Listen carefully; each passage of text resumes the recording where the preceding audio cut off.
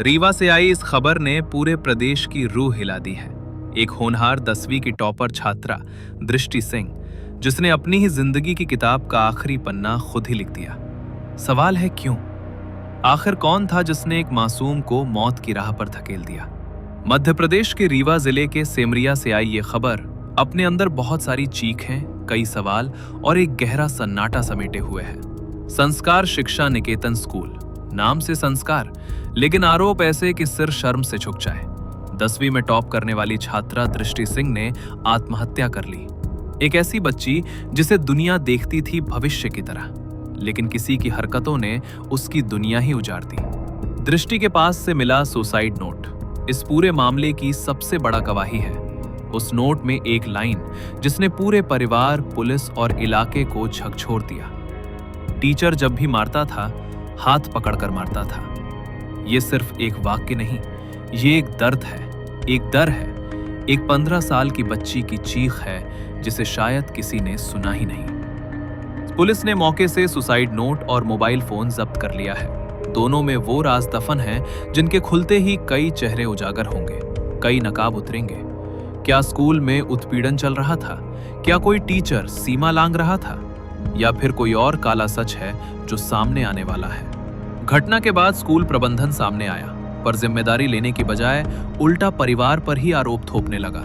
ये वही परिवार है जिसका घर अभी रोने की आवाजों से भरा है, जिस पिता की बेटी अब कभी उसे पापा कहकर नहीं बुला पाएगी। उसी पिता पर उंगली उठाना, क्या यही है संस्कार शिक्षा निकेतन का संस्कार? परिजन साफ शब्दों में कह रहे हैं, हमारी बेटी खुश थी, पढ़ाई में तेज थी, किसने उसे आत्महत्या करने पर मजबूर किया? उन्होंने सुसाइड नोट में लिखे शब्दों की तरफ इशारा करते हुए कहा, जब भी मारता था, हाथ पकड़कर मारता था। ये लाइन ही सब कुछ बता देती है। जांच होनी चाहिए, दोषी कोई भी हो, बचना नहीं चाहिए। सेमरिया थाना प्रभारी ने कहा है, मिली कि एक नाबालिग बच्चे ने घर के बाथरूम में फांसी लगाकर सुसाइड कर लिया है। पुलिस टीम द्वारा तत्काल मौके पर पहुंचकर मर्ग की कार्रवाई की गई। हम लोगों ने प्रथम दृष्टया मर्ग कायम कर लिया है, जिसकी जांच की जा रही है। बच्चे के द्वारा एक कॉपी में 4-5 पन्नों का एक नोट लिखा हुआ है, जिसे पुलिस ने जब्त किया है। उसे देखने पर अभी स्पष्ट ये नहीं पता चल रहा है कि मृत्यु का कारण क्या है। हम लोग इस संबंध में विधिक राय भी प्राप्त कर रहे हैं। हम लोगों द्वारा बच्ची का मोबाइल भी जब्त किया गया है, जिसमें पिन लॉक लगा हुआ है, जिसे तकनीकी माध्यमों से और अन्य माध्यमों से पता करने का प्रयास कर रहे हैं कि मृत्यु का कारण क्या है।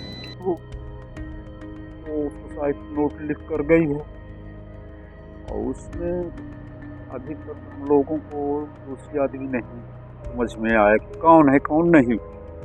उसके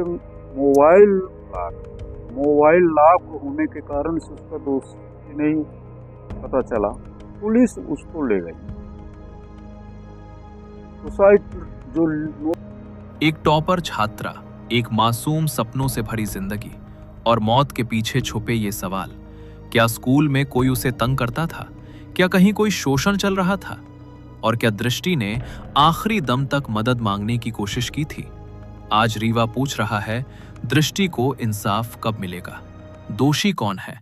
और क्या इस प्रदेश की बेटियां कभी सुरक्षित होंगी?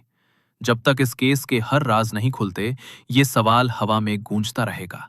संस्कार शिक्षा निकेतन या संस्कारों का कातिल?